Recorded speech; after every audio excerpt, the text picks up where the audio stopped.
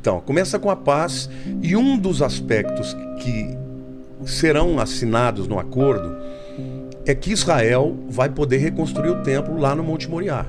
Vai ser uma paz que o mundo vai aplaudir, vai falar, acabou essa guerra. Só que a Bíblia diz que na metade dos 7 anos ele vai quebrar o acordo.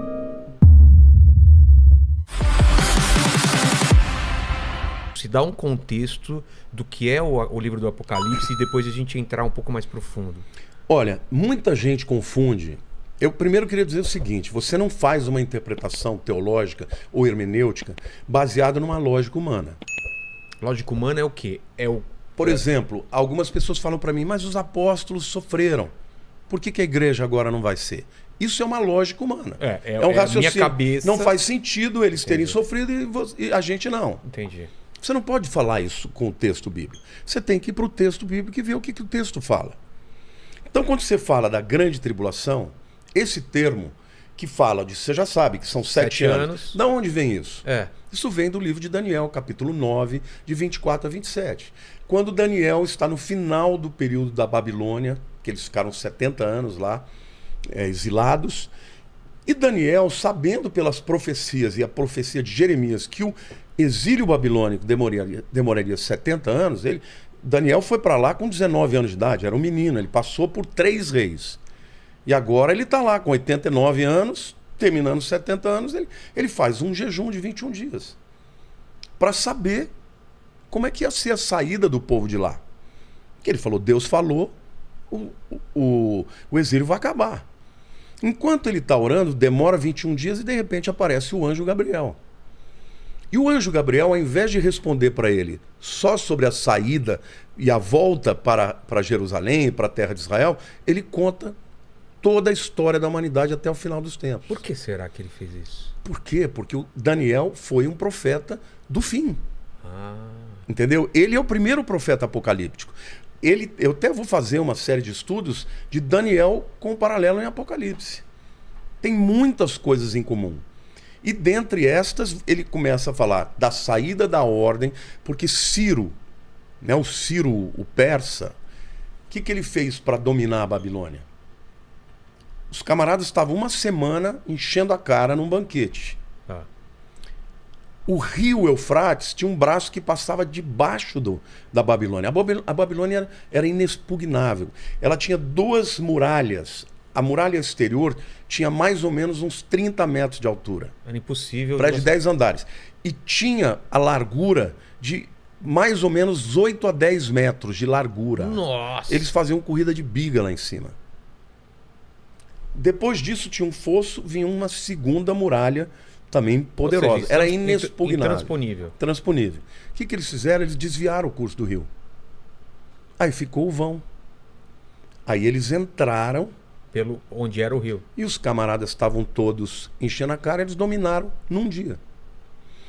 Quando eles chegaram, a Bíblia conta que Belsazar, que era o rei na época, estava lá usando os cálices do templo e enchendo a cara e coisa e tal. E ele viu na parede escrita Mene, Mene, Tekel, Upharsin. E ele ficou maluco, chamou os sábios, falou, o que está escrito aí? Ninguém sabia, ele chama Daniel. E Daniel traduz aquilo. Pesado foste na balança e foste achado em falta. Hoje, o teu reino será tirado das suas mãos. Pesado foste na balança e foste achado em falta. Hoje, o teu reino será arrancado das suas mãos. Quando Daniel está falando isso, entram os exércitos de Ciro. E mata todo mundo. E acaba a Babilônia ali. Só que Deus é tão tremendo que 150 anos antes, através do profeta Isaías, ele tinha chamado Ciro pelo nome. Chama de Ciro, o meu pastor. Nossa. Vai libertar o povo e abençoar o povo de Israel. Quando Daniel vem e fala aquilo para Ciro, ele fala, mas onde está isso? Aí Daniel mostra as escrituras. Aí o Ciro chega para Daniel e fala, o que você precisa para que o povo volte? Ele escreveu um decreto, ele devolveu utensílios, ele deu cartas nas províncias para que o povo voltasse. E o anjo Gabriel fala da saída da ordem Quer dizer, veja, o anjo já está avisando que ia ter a saída e que ia ter um decreto para sair. E ele começa a contar as 70 semanas. Tá. Só que a palavra semana ali, Shabua, ela tem a mesma raiz de Sheva, que é 7. Então, na verdade, não é 70 semanas de dias, 70 semanas de anos. Então, da saída até o final da 69ª, dá exatamente a data que Jesus morre. Porque ele diz que lá que vai ser cortado ungido e não será mais. E aí depois ele diz, e haverá mortes e destruições até o fim. É um hiato. Então, as 69 semanas de anos começaram com a ordem do Ciro do povo voltar para Jerusalém até a morte de Jesus. 70 anos. 69 anos. Semanas de anos, 69 vezes 7, dá 483 anos. Ah, tá. Você faz as contas, você sabe o dia. Eu tenho no meu canal do YouTube um estudo que você mostra o dia em que Jesus vai morrer, né? Então, Vilela, aí vem o hiato, que é o período da igreja. Mas vamos pensar assim, então. Deixa eu... Os anjos, eles têm ciência dos tempos futuros? Não, no caso, aquele anjo Gabriel é o anjo mensageiro. Isso. Foi ele que entregou a mensagem para Maria, que ela seria mãe de Jesus. Ele é um mensageiro por excelência. Mas o anjo, ele não sabe. Ele não sabe, ele sabe do que Deus mostra para ele. Entendi. Então ele veio com aquele conhecimento. Tá. E aí, o que ele diz? Depois ele começa dizendo, 70 semanas são destinadas para o teu povo e para a tua cidade. Agora eu pergunto para você, Vilela. Quem que era o povo de Daniel? Povo judeu. É. E a tua santa cidade? Que cidade é essa? Jerusalém. Portanto, as 70 semanas estão destinadas para o povo judeu. Não tem nada a ver com a igreja.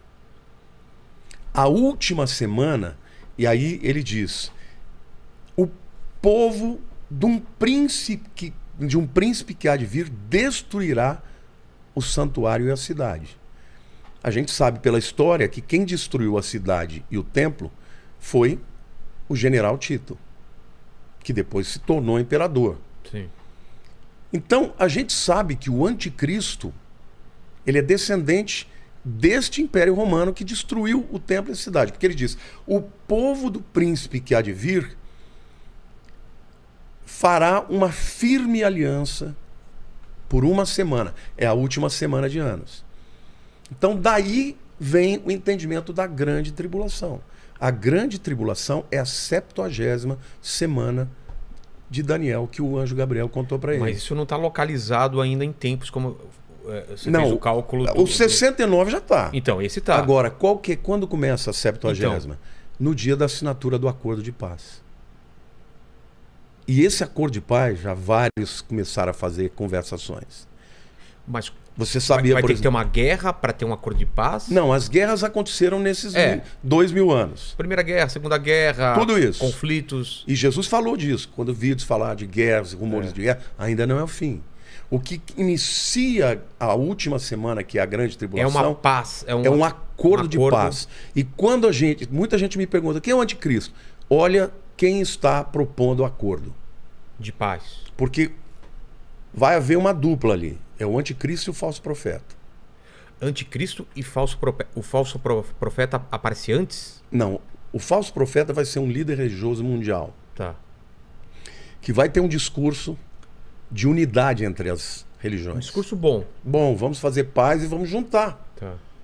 Você sabe que lá em Dubai estão fazendo um lugar onde vai ter uma mesquita, uma igreja cristã e uma... É? Existe o chamado Crislã, que é o cristianismo e o Islã juntos e mais o judaísmo. Tá. Esse acordo de paz é que vai ser proposto pelo anticristo. Porque ele vem, num primeiro momento, como um homem de paz. Um unificador, pacificador. Só que ele não é um líder religioso, ele é um líder político. Ah, é? É. Na minha opinião, ele é um cara que vai ser, não pode ser levantado um cara, pela ONU. Pensando nos dias de hoje, um cara de uma grande mega corporação. Pode ser. Pode ser um poder econômico muito grande. Total. Tem alguns aí que tem Tem, pensando tem em muita alguns, possibilidade de ser. Mas ele certamente não será um religioso. O religioso vai ser O falso profeta. o falso profeta, porque ele é um profeta. Ele é alguém que vem, inclusive ele é visto como com 2 chifres, né, como um cordeiro. Então ele vai ter aparência de cordeiro, de bom, mas na verdade ele vai ser aquele que vai apontar para o anticristo e dizer, ele é o Messias. E ele sabe do que ele está fazendo? Sabe?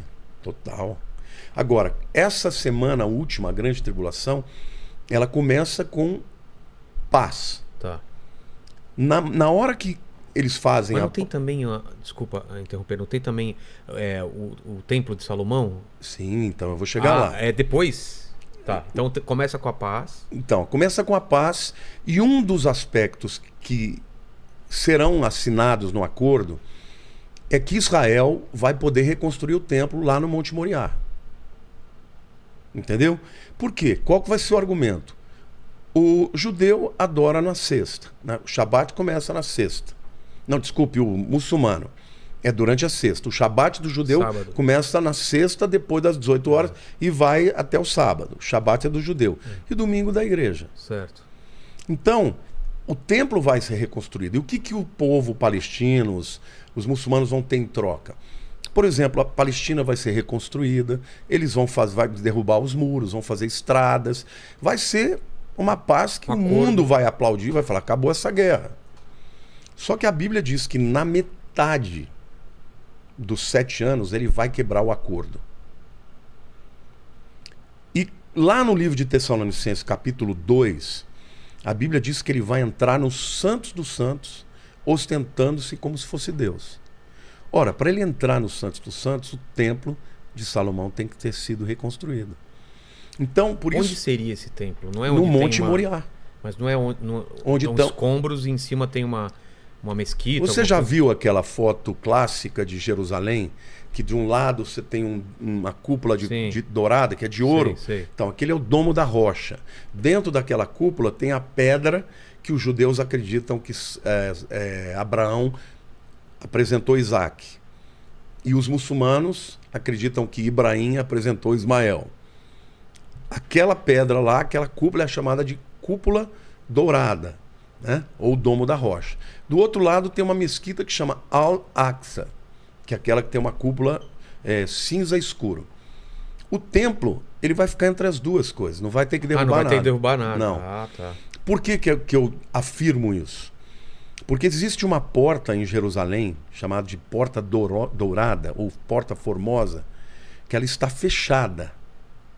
Ela está fechada, e no tempo de Jesus, aquela era a porta pela qual entrava o sumo sacerdote nos Santos dos Santos uma vez por ano, que era no Yom Kippur. Só aquele dia. Acontece que depois que os judeus foram expulsos e tudo, um dia chegou, porque essa porta, Ezequiel, o profeta, diz que o Messias passou por ela, ela seria fechada e ninguém ia abrir, e quando o Messias voltasse, ela seria aberta de novo. Entendi. Acontece que Suleimão, magnífico, quando entrou e dominou Jerusalém, ele conhecia as profecias de que o Messias passaria por ali. O que ele não sabia é da profecia inteira. Ele não sabia que a porta tinha que ser fechada. Então o que ele fez? Ele plantou um cemitério muçulmano na frente dela e fechou a porta. Falou, o Messias jamais vai pisar numa terra de gente morta, porque para o judeu isso se torna contaminado. Então, sem querer, ele cumpriu a profecia. Porque ele fechou a porta. Ele fechou a porta. E ela vai ser aberta só quando Jesus voltar. Interessante que na Guerra dos 6 Dias, em 1967, que aconteceu em junho, no início do ano, o rei Hussein da Jordânia estava dizendo o seguinte, eu vou abrir essa porta, vou fazer um complexo hoteleiro lá dentro para os adoradores de Alá quando vierem no Ramadã. Ele ia fazer isso. Por que ele não fez? Por quê? Porque estourou a Guerra dos 6 Dias e Israel tomou Jerusalém. Então, ou seja, Deus falou que ninguém vai abrir aquela porta antes que o Messias venha, não vai abrir. Agora, contei tudo isso para você saber o histórico, mas para te dizer por que eu não acho que vai ter que derrubar nada. Tá. Porque quem estava no Monte das Oliveiras enxergava o templo através daquela porta. Então aquela porta ela tem que estar diretamente alinhada ao templo. E ela não está nem no Domo da Rocha, nem no, e nem no meio. Não Al-Aqsa, exatamente. Então, o acordo de paz não vai ter que derrubar nada. Eles só vão permitir que os judeus construam o templo lá. E hoje existe um instituto em Jerusalém que chama Instituto do Templo, que tem todos os utensílios, tudo, a menorá de ouro. As medidas de como perfeito, como era antes. Só falta a arca. E aí? Onde está essa arca? A arca, alguns acreditam que vai ter que ser construída. Alguns acreditam que está na Etiópia, que é aquele. Por quê? Porque a rainha de Sabá, que teve um caso de amor com Salomão, percebeu que ele estava se desviando da palavra, e realmente ele se desviou, né? Ele foi se envolver com deuses e com outras coisas, por causa das muitas mulheres, né? E então que ela teria levado embora a arca. E realmente existe um lugar lá na Etiópia que você tem homens que guardam aquele lugar de pai para filho e daí por diante. Mas tem uma outra possibilidade, até está no YouTube, depois se você quiser procurar. Há um grande arqueólogo adventista chamado Ron Wyatt. Esse camarada tem vídeos, ele fala que ele encontrou a Arca da Aliança. Ele estava fazendo uma escavação ali em Jerusalém, na área do Gólgota. O Gólgota é aquele lugar da caveira, né? Você já viu lá? Já foi em Jerusalém? Tem que ir, cara. Tenho que ir, já. Tem que ir. É demais. Quero muito ir para lá. Você chega lá, você fala, você sabe o que foi ali. Porque Gólgota significa lugar da caveira. Você chega lá, você vê a caveira. É impressionante. Aí, porque durante muitos anos os católicos acreditavam que o lugar onde Jesus tinha morrido ficava onde hoje é o Santo Sepulcro. Só que lá você não vê nada, não tem nada. Um dia tinha um inglês que estava hospedado no hotel em Jerusalém, que ficava na porta do muro. E ele, olhando pela janela, ele viu aquela caveira. Ele falou, pera lá, a Bíblia fala sobre o Gólgota, lugar da caveira. Então, se ali é o lugar da caveira, ali deve ter um jardim onde Jesus foi enterrado. E ele foi ali, chamou as pessoas, pediu permissão e começou a escavar. E ele encontrou o lugar do jardim. Por quê? Porque tinha uma grande cisterna para mais de 40 mil litros, porque Israel não chove todo o tempo. Então tinha que armazenar água no tempo de chuva para poder manter. E eles não podiam mais enterrá-lo. Então ele teve que ser enterrado num lugar próximo. E José de Arimateia, junto com Nicodemos, foram lá tirar Jesus e enterraram ali. E ali, além da cisterna, de todos os elementos, né, físicos de um jardim, eles encontraram o túmulo que ninguém tinha usado, que era o túmulo vazio de Jesus. Então hoje, quando a gente vai a Jerusalém, a gente vai nesse lugar que é chamado de Jardim da Tumba, né? Ou do túmulo, que fica ao lado exatamente do Gólgota, que é o lugar da caveira. Mas isso, para te responder, às vezes eu dou umas voltas, mas isso tem que, para você entender o que o Ron Wyatt falou. Ele estava escavando ali, porque ele dizia que ele acreditava que Jesus teria sido crucificado ali e que deveria ter alguma evidência da arca. Por quê? Por quê? Porque aonde que no dia do Yom Kippur, que era um dia por ano, tá? O sumo sacerdote, ele pegava sacrifícios de animais, de bodes, de touros, e ele ia até os Santos dos Santos.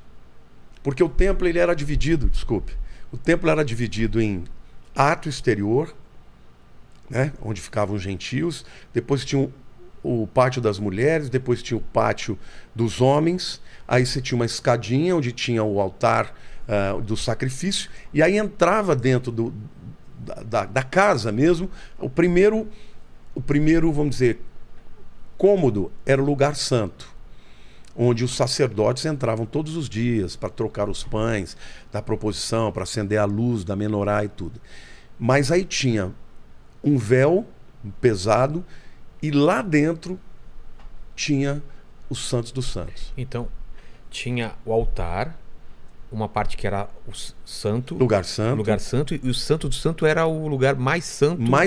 Mais interior, E somente o sumo sacerdote podia entrar, e não era qualquer dia, era uma vez por ano. Eles tinham tanta convicção de se alguém entrasse sem estar purificado morreria, que o sumo sacerdote ele entrava com uma corda. para alguém puxar ele. Se ele morresse, e ele tinha um monte de sinetes, né, na orla dos vestidos dele, porque eles ouviam o barulho. Tlim, tlim, tlim, tlim, tlim. Se parou, Foi alvejado. eles puxavam, porque eles não podiam entrar. Bom, estou dizendo isso para te explicar que quando o indivíduo estava lá no Monte das Oliveiras, ele via até lá. E quando Jesus morreu na cruz, o véu do templo foi rasgado e dava para ser visto. Agora, o Ron White... Rasgado literalmente. Rasgado de cima a baixo. Porque hoje todos nós podemos entrar nos Santos dos Santos através do sangue de Jesus, como diz Hebreus, né? Temos, pois, intrepidez para entrar nos Santos dos Santos pelo novo e vivo caminho que é o sangue de Jesus. Isto é, pelo véu que é o seu corpo. Então, Jesus foi rasgado e o seu sangue foi derramado para que nós pudéssemos ir até os Santos dos Santos. Tudo isso pode explicar o quê? Que o sumo sacerdote, ele ia até lá dentro e botava o sangue na tampa da arca, que é chamada de propiciatório. Que sangue? O sangue dele? O sangue não, o sangue dos bodes, Tá. porque tinha o bode expiatório, tinha o bode sacrificial e tinha também os touros, né? Ele ia lá, derramava o sangue na tampa. Quando Romanos fala de propiciação, está falando desse propiciatório. Era jogar o sangue, aspergia no pé, tudo. Porque quando Deus olhava, ele não via os elementos, que isso é uma coisa que a gente pode falar depois, mas eu não quero deixar de responder sobre a questão da arca. Então o Ron White dizia o seguinte: se o sangue do animal era depositado na tampa da arca para expiação, eu acredito que o sangue de Jesus, quando morreu na cruz, ele penetrou a terra e ele caiu na tampa da arca. Então ele foi cavando, ele pediu permissão, isso está no YouTube, ele pediu permissão de escavar. Onde seria debaixo do Gólgota. E ele foi baixando, até que ele encontrou um lugar como se fosse um lugar onde tinha uma marca, como se fosse algum lugar onde você tivesse uma marca onde você pudesse colocar uma cruz, firmar uma cruz. Sei. E aí ele continuou indo mais fundo. E ele disse que quando ele foi até o mais fundo, ele encontrou a Arca da Aliança. E cadê? Então, o que aconteceu? Ele estava usando alguns trabalhadores que não eram cristãos e nem judeus. E um dos trabalhadores saiu gritando, apavorado, como se tivesse visto alguma coisa terrível. E isso causou uma certa celeuma que o governo de Israel proibiu, ele teve que sair de lá. Mas ele fala, e eu acredito que ele fala chorando. Ele fala: eu vi a Arca da Aliança. O sangue de Jesus caiu sobre a Arca da Aliança. Não foi só sobre a terra. E nunca ninguém mais escavou? Está fechado lá. Ninguém mais escavou. Mas existe algum impedimento de... Não, o governo de Israel proibiu. Então, por que você acha que acontece isso? Então, alguns acreditam que o rabinato já sabe que a arca está lá, mas eles estão esperando construir o templo para trazer. Entendeu? Outros dizem que que está na Etiópia, e outros até afirmam que quem levou foi Nabucodonosor e que nunca voltou. E que eles vão ter que fazer uma nova arca como fizeram todos os outros. Eu não sei se por romantismo, eu gosto de acreditar. Que está lá debaixo da Gólgota. Procura lá depois, vou ver. Ron White. Te mando. É lindo, é assim, o vídeo a imagem não é bonita, porque é muito antigo, mas Mas qual é o simbolismo da Arca da Aliança? A Arca da Aliança... finais. Boa pergunta, era o que eu falei. Guarda um pouquinho que eu vou te mostrar depois. Dentro da arca tinha alguns elementos. As tábuas da lei, Sabe quando Moisés desce Sim. do monte e ele encontra o povo lá fazendo maior Bezerro de ouro. bezerro de ouro, aquele bebendo. bebendo, prostituição. É. Augusta, baixa Augusta lá. É. O que ele fez? Ele quebrou. Ele quebrou as tábuas. Jogou no chão. Aquelas primeiras foi Deus que escreveu com o dedo dele. A segunda, Deus falou para ele: você quebrou? Você vai ter que escrever com a sua mão. Então a segunda foi ele que refez. Que refez. Escreveu lá, carved, né? Como é que é? Esculpiu. Esculpiu. Bom, as tábuas da lei são a comprovação do quê? De que o homem pecou. Porque quando Moisés subiu e o povo sabia que Deus ia falar com ele, o povo falou: o que Deus nos mandar fazer, nós faremos. Qual é o primeiro mandamento?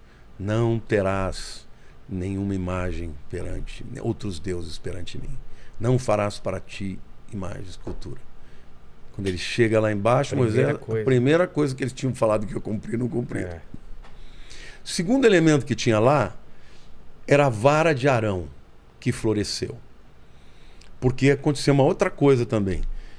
Quando Deus estabeleceu que Arão, o irmão de Moisés, seria o sumo sacerdote e toda a sua família, alguns líderes das tribos falaram: por que ele e não nós? Qual a diferença dele? Você escolheu porque ele é teu irmão. E Moisés falava: não, foi Deus que mandou. Ah, não concordo, não concordo.